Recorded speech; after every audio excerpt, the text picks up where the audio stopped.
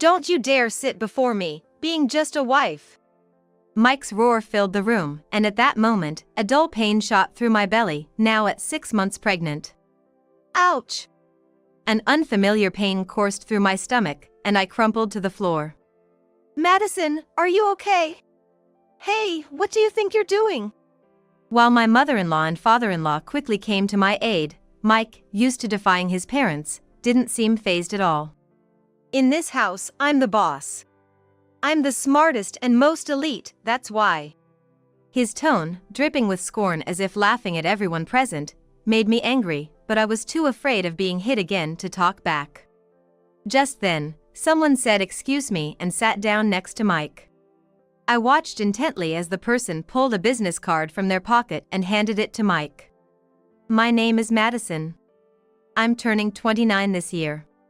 I used to work for a telecommunications company after graduating from college, but I quit this summer. I wanted to stay at the company a bit longer, but Mike had asked me to quit because he said, "I'll take care of you." The truth is, there was another reason why I quit my job. I was pregnant with Mike's child. Mike and I ended up in what you might call a shotgun wedding. Currently 5 months pregnant, I had to tell my colleagues it was because of the pregnancy and marriage. They were sad to see me go, but congratulated me on the marriage and pregnancy. I still feel blessed for having such wonderful colleagues. So, I do have some regrets about quitting my job at Mike's request. Mike's words always carried an absolute power. If you want to put it nicely, you could say he's full of confidence. If not, well, he's kind of pushy. Mike graduated from a very prestigious private university and went on to work at the mega bank MK Bank of America, following an elite path. He was assigned to the sales department, where his gift of gab helped him quickly climb the ranks, and right around when we were getting married, he was promoted to head of the sales department. Lucky for us, I'm excellent. Now the family's secure, he said, as if his promotion was the most natural thing in the world. Mike must have been pleased his efforts were being recognized, and at that time, I didn't give it much thought. After all, I had no inkling to doubt the man I was about to marry. But at that moment, I was still unaware. Unaware of the kind of person Mike really was. I met Mike 2 years ago at a mixer that a friend had arranged. I was 27 then. As my friends were getting married one after another, I felt a sense of urgency without having a partner. Because of my personality, I couldn't take the initiative to talk to men, and I was always shy about love. So when a college friend I hadn't heard from in a long time contacted me, I jumped at the chance. The mixer was with 3 men and 3 women, and Mike was the oldest of the male group. They all worked at MK Bank of America, where my friend's childhood friend was employed. When I first heard that all the men were employees at a well-known bank, I was surprised. My 2 friends, who were more interested in money than I was, eagerly questioned the men and squealed with excitement. I felt somewhat out of place and was about to give up, thinking this might be another dead end. But, as luck would have it, Mike seemed to take a liking to me, hanging back while my 2 friends were in the spotlight. I was surprised when he asked, "Would you like to grab a drink after this?" Since Mike was also my type, I happily agreed with an enthusiastic yes. So, after the group date, we went out a few times, and after a confession from Mike, we started seeing each other. When I asked Mike why he hadn't gotten married yet, he'd always say, "Oh, you know, I've been busy with work." He must really love his job. Since I admire men who are dedicated to their work, I didn't mind it at all. While we were dating, Mike was always considerate, practicing chivalry and always putting me first. "Are you okay? Not tired from walking? Forgot your handkerchief? I have one, use mine. Look, your shoe's rubbing. Let me put a band-aid on for you." His perfect gentlemanly behavior had really impressed me. I thought maybe I could spend my life with this man. Even though our relationship had just begun, I was already dreaming about a future with Mike. Our relationship took a significant step forward about 2 months ago, a year and a half after we started dating. I had been experiencing some unexplained health issues for a while. I had headaches and nausea, and when I went to the doctor, they just said it was probably a cold, and I couldn't even work properly. Seeing my condition, Mike, who I was living with, said, Madison, could you be pregnant? Huh?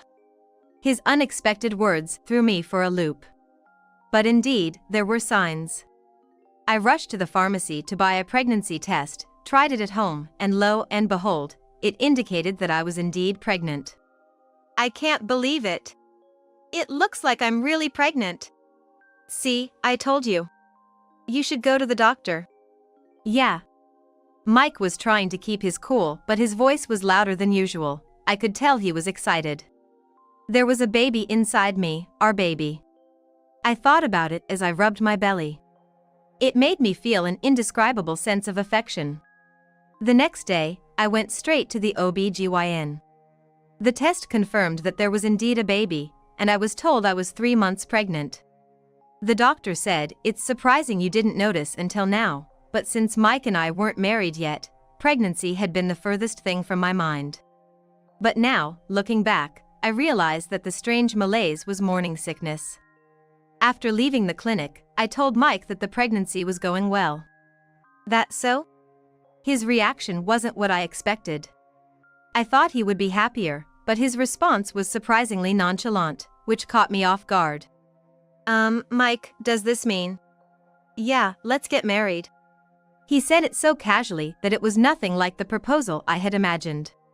But I was thrilled that he suggested we get married, so I was too excited to fall asleep that night. But even then, the change in Mike had already begun. It was my fault I didn't notice. The next day, before going to work, Mike said to me, I want you to quit your job before we get married. What? Quitting my job hadn't crossed my mind. The telecommunications company I worked for was supportive of women taking maternity leave, and everyone came back after their leave. Sure, some people quit when they get married because they're in a long-distance relationship and have to move away to be with their husband. But few people resign just because they're getting married or pregnant. But I want to keep working. It's fine. I'll provide for us. But still. When I hesitated, Mike let out an exasperated sigh and added, I'm going to be promoted to sales manager next month. So my salary's gonna be way better. Lucky you, I'm so capable. Now our family will be set. That's great. What could I say to that? It's true Mike is capable, and his promotion must be a recognition of his efforts. Compared to Mike's salary, mine is indeed just small change. Even if I quit, the three of us could live comfortably. I convinced myself of that. In the end, I submitted my resignation at work, and a month later, I left the company. My colleagues were all sad to see me go, but when I explained the situation, they said, "Can't be helped. You can't go against the man you're going to marry." That's probably what they meant. I thought that from then on, Mike and I would start our happy days together, thinking about our coming child, but I was naive. It was around this time that I started to notice the changes in Mike. Hey Madison, where's my dress shirt? If it's about the shirt, I'm planning to wash it today. What? You haven't washed it yet? For a stay-at-home wife, you sure work slow. I was feeling unwell yesterday. I'm sorry. Once I quit my job, Mike started to say things like, for a stay-at-home wife, you're pretty slow with the chores. I really want to finish my tasks swiftly, but with the early stages of pregnancy, I've been feeling unwell and can barely take care of myself. He also said things like, you're so useless, that's why you could quit your job so easily. If it were me, they'd have begged me to stay, belittling my capabilities. Even though it was Mike who wanted me to quit, I'm infuriated by the way he speaks to me. But due to my continued ill health and lack of energy to stand up to Mike, all I could do was hang my head in those moments. Seeing that I didn't fight back, Mike seemed to think he could treat me like a punching bag, venting his work frustrations on me. That guy is totally useless. Just a newbie and already leaving on time. There are too many incompetents in the world. Even the bosses are just old and can't do their jobs. I found all his comments unbearable because they were so disdainful. But now, having quit my job, I had to endure it because he was the only one supporting me and the child. Months passed like this, with me feeling restricted, until I overcame the long period of morning sickness and entered the stable period of my 6th month of pregnancy. I'd like to arrange a meeting to introduce our families for the wedding. Can you check with your parents for their availability? We hadn't yet greeted each other's parents formally, nor had we had a family meet and greet due to my pregnancy, as gathering multiple times would be difficult. So we thought, why not gather both families together all at once? All right. Mike agreed surprisingly readily and immediately contacted his family. I reached out to mine as well, and we found a date that worked for everyone. Eventually, the wedding introduction and family meet and greet were set for 2 weeks later on Sunday. I was preparing myself mentally and physically for the day, but Mike kept ordering me around as if I was using pregnancy as an excuse to slack off on housework. I was never slacking, I was just taking breaks now and then. Why must I be spoken to this way, I wondered, as my frustration built up. Then came the Sunday 2 weeks later. We headed to the event, which would take place at Mike's parents' home due to the large number of attendees. Welcome, Madison. We've been looking forward to meeting you. It's nice to meet you. My name is Madison. I hope to get along well with everyone. His parents seemed kind and classy, which put me at ease. They were very happy when I handed them the flowers I brought as a gift. In addition to Mike's parents, there were cousins, uncles, and aunts. My family was also there, sitting politely in the living room. I stood in the kitchen with my mother-in-law, helping to prepare the meal, and she was constantly concerned about my being pregnant. Are you okay, Madison?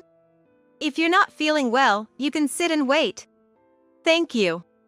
I'm fine for now. I'll take a break if I get tired. Grateful for her concern, I continued to chop and cook. But as she said, after about 30 minutes, my back started to hurt from the weight of my belly. I'm sorry, I need to rest for a bit. Of course. There are cushions over there, please have a seat. Thank you. I sat down on a cushion in the living room, as indicated by my mother-in-law. At first, I had a pleasant chat with Mike's relatives, but then Mike, who had been drinking, came over to where I was sitting. You shouldn't be sitting down before me, being just a wife. As Mike shouted, a dull pain shot through my 6-month pregnant belly. Ow!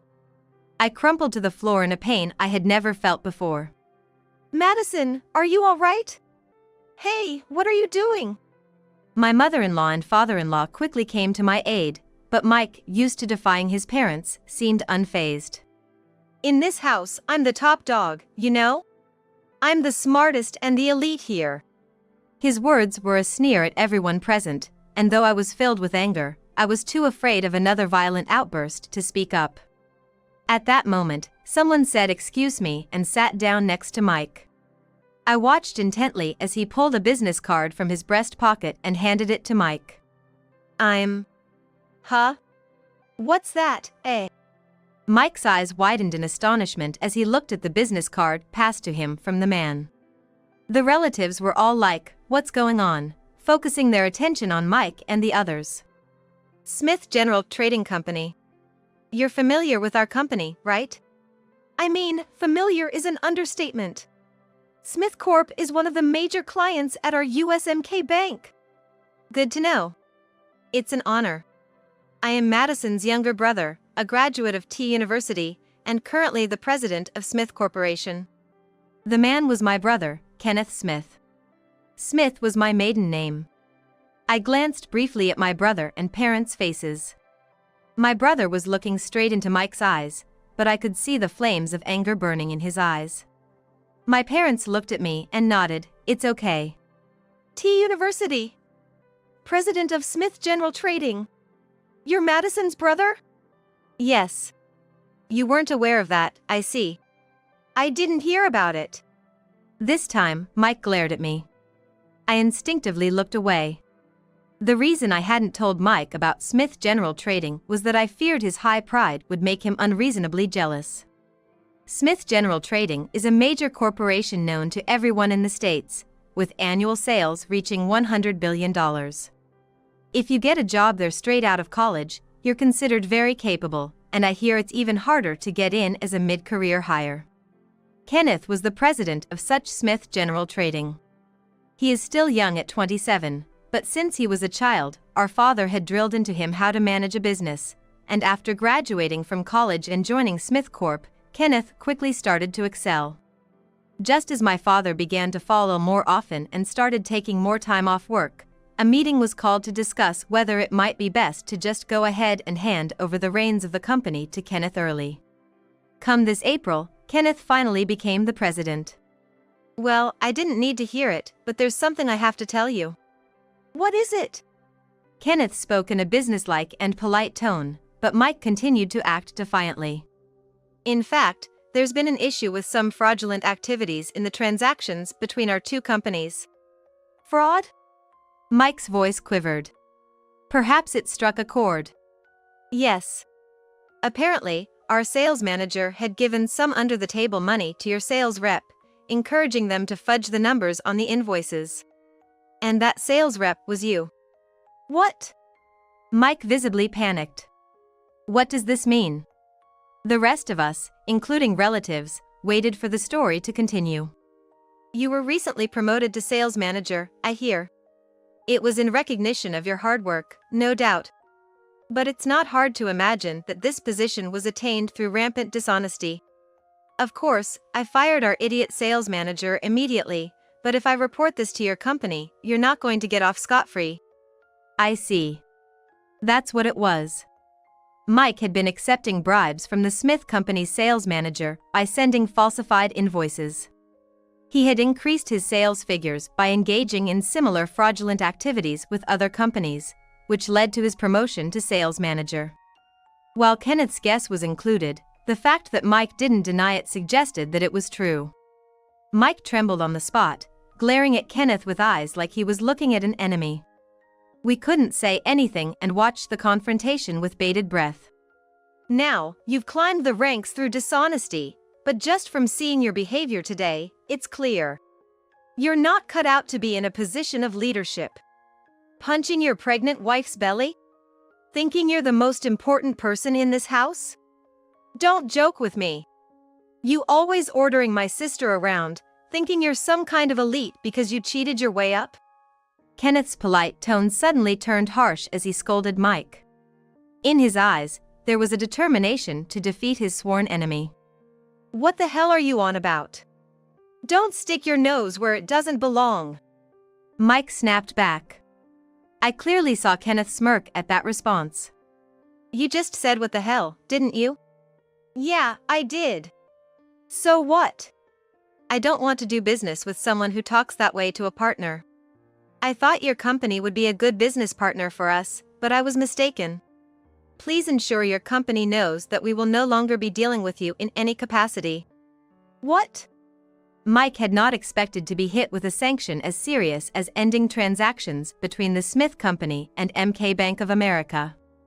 Please, not that. Anything but that. Mike begged desperately, but Kenneth, perhaps at his wit's end with anger, glared and said sharply, Aren't you apologizing to the wrong person? I have no use for someone who can't even understand that. Mike let out a pathetic yelp at Kenneth's shout.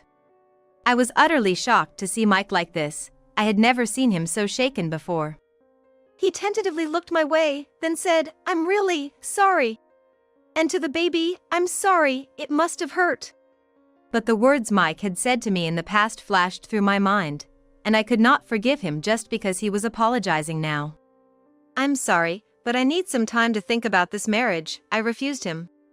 Mike stood up, dazed, and walked out of the room.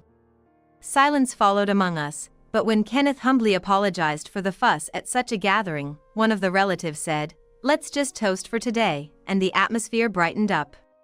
For a while, we all forgot about Mike's troubles and had a good time. Madison, I'm really sorry for what Mike has done. There's no rush on the marriage decision, you can take your time.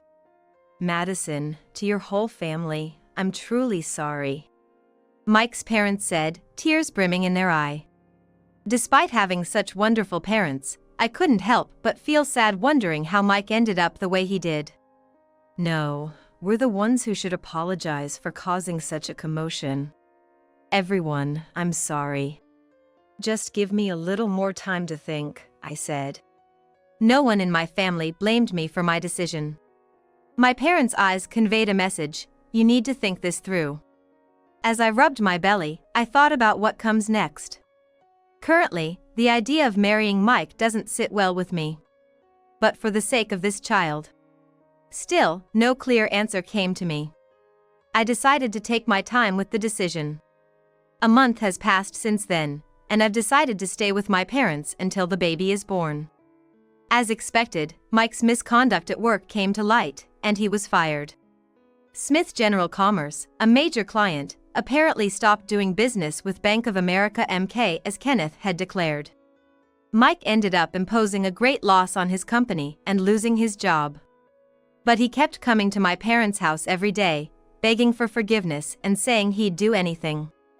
You say you'll do anything. But you don't even have a job, do you? Yeah, but I'll find something else, I'll make it work. Please, reconsider, Mike pleaded. Mike suddenly started talking sense, but it's easy to say anything if it's just talk. However, I've heard from Kenneth that Mike's misdeeds have become well known in the area, and companies are tightening their hiring standards to avoid employing someone like him. If I were in charge of hiring, I couldn't imagine hiring someone who had committed fraud at their previous job. It's clear to see that getting rehired isn't as simple as Mike suggests. At best, he might be able to get a part-time job, but I couldn't see how a part-time job could support me, the baby, and him. Not long ago, I was struggling with the decision to marry him, but hearing Mike's flippant ideas, I finally made up my mind. What Mike did is unforgivable. Not only did he harass me, but he also caused trouble for the company that had been paying him a generous salary. He has a significant debt to pay. With a sigh, I spoke up. Look, you think you can just find a job and everything will be okay? Who's going to hire someone like you? I certainly wouldn't. You can't live with us. Don't ever show your face to me again. As I spoke, I could see tears of frustration welling up in the corners of Mike's eyes. What? Why? He muttered, repeating himself as if in a trance, but after seeing my stern glare, he seemed to realize that nothing more he said would make a difference. Eventually, he walked away with slumped shoulders. Finally, I felt a weight lift from my whole body, and I was able to watch Mike's departing figure with a sense of relief. It might be slightly unfair to the child, but it's better not to have such a father. I'll make sure our child is happy. Once the baby is a bit older, I plan to go back to work, maybe dropping the kid off at daycare. Luckily, a former colleague from my old job has reached out, asking if I'd consider coming back. I look forward to the day I can return to work, but for now, I'll take each day at a time with my child.